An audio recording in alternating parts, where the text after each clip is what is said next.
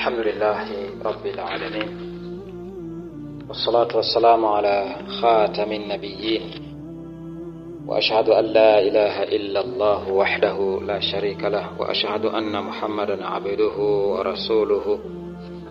Amma ba'du, ikiwa tupo katika masiku matukufu, leo katika darasa yetu ikiwa ni majlisi ya pili, tutazungumzia jambo la pili katika mambo ambayo ni muhimu ndani ya mwezi huu au ndani ya miezi hii mitukufu, ambako katika majlisi ya kwanza tulielezea fadhlu ashri dhulhijja, ubora wa masiku 10 ya Dhulhijja. Katika majlisi hii ya pili tutaelezea ma yajitanibuhu fil ashri man arada al-udhiya, mambo ambayo anatakiwa kujiepusha katika yale masiku 10 ya Dhulhijja kwa yule anayetaka kufanya ibada ya kuchinja. دلت السنة على أن من أراد الأضحية يجب عليه أن يمسك عن الأخذ من شعره وظفره وبشرته منذ دخول العشر إلى أن يذبح أضحيته.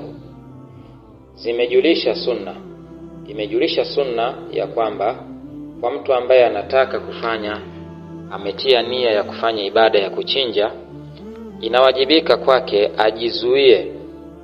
ajizuie kunyoa nywele zake, ajizuie pia kukata kucha zake na mwili wake kwa ujumla, min dukhuli al-ashri, tokea kuingia zile 10 za mwanzo za Dhulhijja, ila an yadhbaha udhiyatahu, mpaka pale atakapochinja kile kichinjwa chake, ile udhiya wake. Qala Rasulullah sallallahu alayhi wasallam, amesema mtume wa Allah, rehma na amani ziwe juu yake, katika hadithi ambayo ameeleza Imamu Muslim, anasema idha raaitum hilala dhilhijja, mtakapouona muandamo wa mwezi wa Dhulhijja, wa arada ahadukum an yudhiya, na akatiania mmoja wenu ya kuchinja, akataka mmoja wenu kuchinja, falyumsik an sha'rihi wa atfarihi, basi ajizuie na kuondoa nywele zake na kucha zake, hata yudhiya, mpaka pale atakapomaliza ibada hii ya kuchinja. Kwa hiyo anawajibika huyu anayetaka kufanya ibada hii asinyoe nywele zake. Wa fi riwaya, na katika riwaya nyingine, fala yamassa min sha'rihi wa basharatihi shay'a, asiguse chochote katika, asiondoe maana yake katika nywele zake na ngozi yake chochote. Wa hadha amrun, na hili bwana ni jambo la amri. Wa hadha amrun lilwujubi, na hii ni amri ya kuwajibisha. Wa nahyun litahrimi ala arjahil aqwali, lakini pia ni makatazo yenye kuharamisha kwa moja ya kauli, ala arjahil aqwali, kwa kauli yenye nguvu. Sababu kuna kauli zingine zinasema kwamba amri hii ni ya karaha, lakini wengine wanasema kwamba hii ni amri ya tahrim. Kwa hiyo katika kauli yenye nguvu, ala arjahil aqwal, kama vile Imamu Albani rahmatullahi ta'ala alayhi, yeye ameenda kwamba kauli hii ndiyo yenye nguvu kwa upande wake, kwamba ni haramu ili adami wujudi sarifi lahuma, kwa sababu hakuna dalili iliyokuja kuiondoa amri hii kutoka katika wajibu. Hakuna kitu kilichoiondoa amri hii katika wajibu. Fa idha ta'ammada al-akhdha min sha'rihi, kwa hiyo mtu atakapokusudia kuondoa nywele zake, wa adfarihi, na kucha zake, alayhi an yastaghfir Allah, basi amuombe msamaha Allah subhanahu wa ta'ala.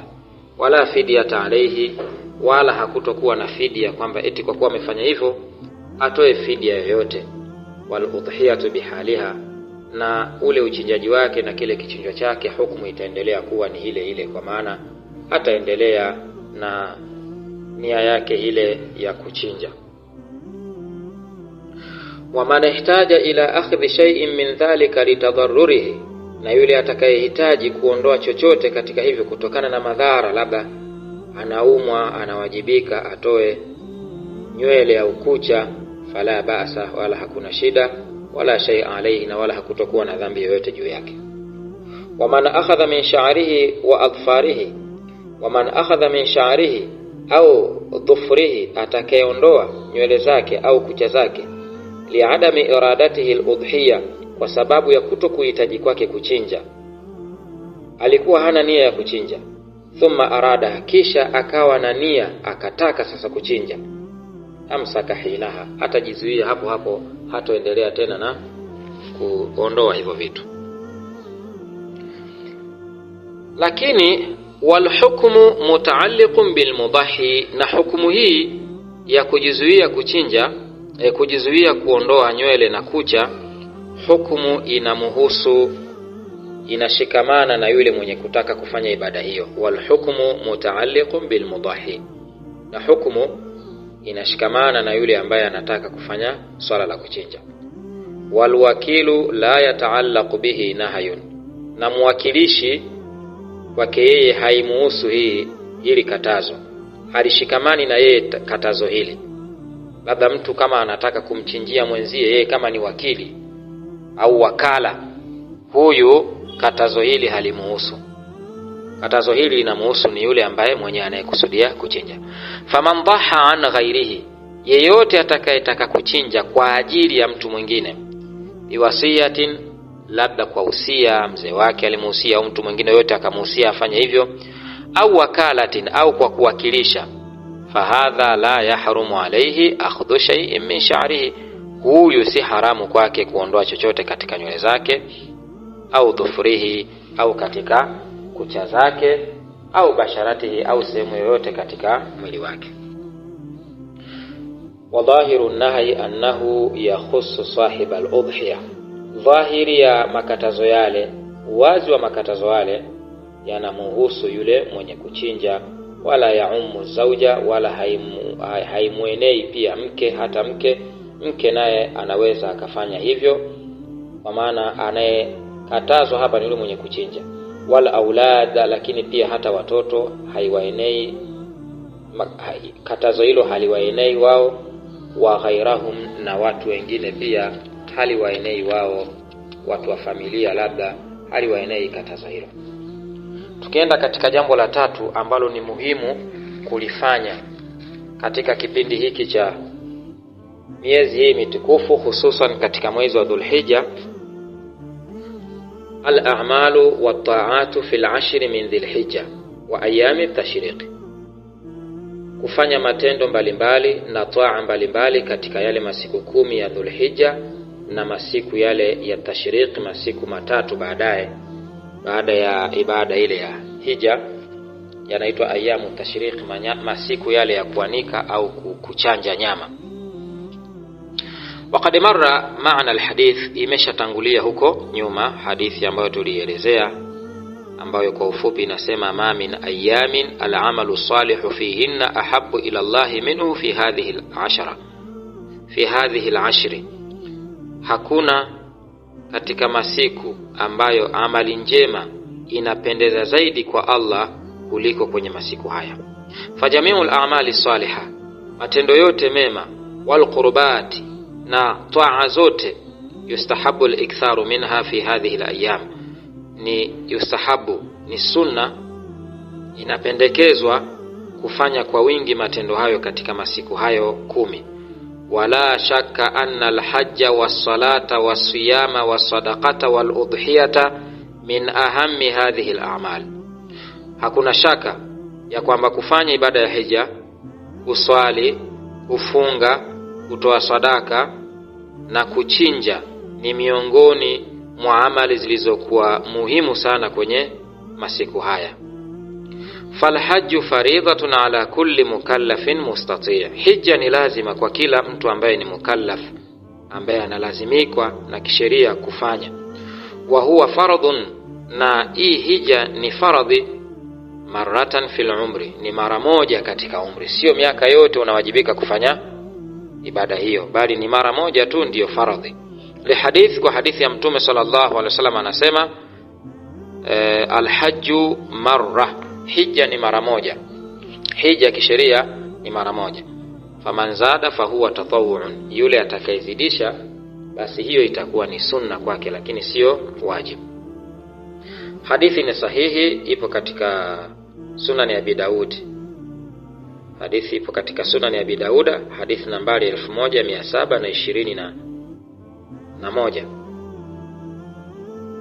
Faman hajja al-faridata yustahabbu lahu al-hajj marratan ukhra, atakayehiji hija ya faradhi basi inapendezeshwa kwake au ni sunna kwake ahiji mara nyingine. Wal udhiyatu wajibatun ala ar-rajih lilqadiri alaiha, na ibada ya kuchinja ni wajibu kwa kauli yenye nguvu kwa yule mwenye uwezo wa kufanya jambo hilo. Wa waqtuha min ba'di salati Eid al-Adha ila akhir ayami at-tashriq al-thalith 'ashara min Dhil-Hijja, na wakati wake ni baada ya swala ya Eid ya Adha na mwisho wake mpaka ila akhir ayami tashriqi al-thalith 'ashara, mpaka mwisho wa masiku yale ya tashriq ambao ni mwezi 13 min Dhil-Hijja, katika huu mwezi wa fungo tatu katika mwezi wa Dhul-Hijja.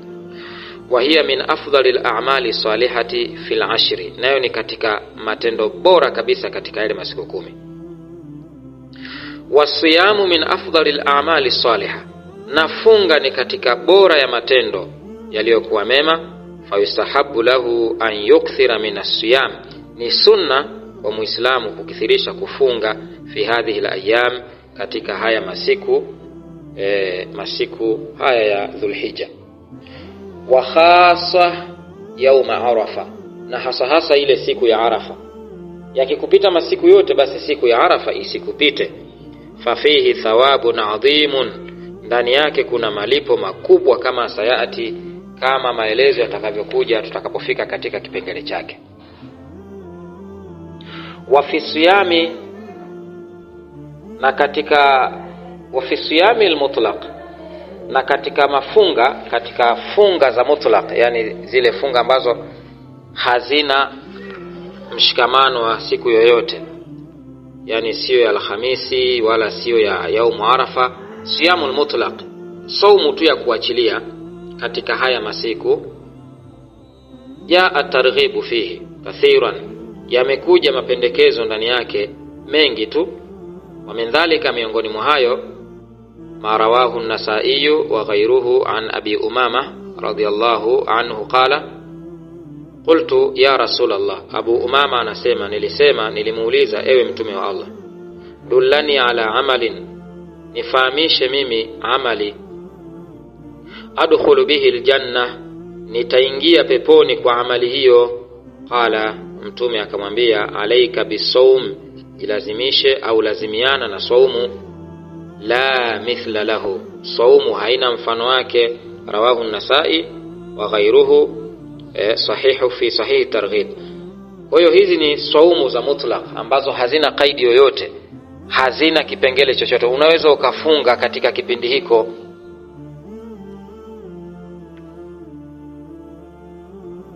Wa min al-a'mali salihah, na miongoni mwa matendo mema ambayo yanatakiwa kufanywa katika hayo masiku ya Dhul-Hijja, at-takbiru, kuleta takbira. Fayustahabu takbiru wa tahmid, ni sunna kuleta takbira, yani kusema Allahu akbar, wa tahmid, na kumhimidi Allah kusema alhamdulillah, wa tahlil, na kuleta tahlil kusema la ilaha illa Allah, wa tasbih, na kuleta tasbih ayyam al-ashr, yale masiku 10 yale, kusema subhanallah, alhamdulillah, wa la ilaha illa Allah, Allahu akbar, na adhkari zingine. Wa idharu dhalika fil masajidi wal manazil, na kudhihirisha vitu hivyo vyote, kuvidhihirisha misikitini, wal manazil, nyumbani, wa turuqati, na njiani, wa ghairiha, na sehemu nyingine. Qala Allah ta'ala, Allah anasema, liyashhadu manafi'a lahum, ili washuhudie manufaa yao, wa yadhkuru ismallahi fi ayami ma'lumati, na wamtaje Allah subhanahu wa ta'ala katika masiku maalumu, ala ma razaqahum, kwa kile alichowaruzuku Allah, min bahimatil an'am, kutokana na hawa wanyama waliokuwa wanyama wanyama hawa ambao wanaruhusiwa kuchinjwa.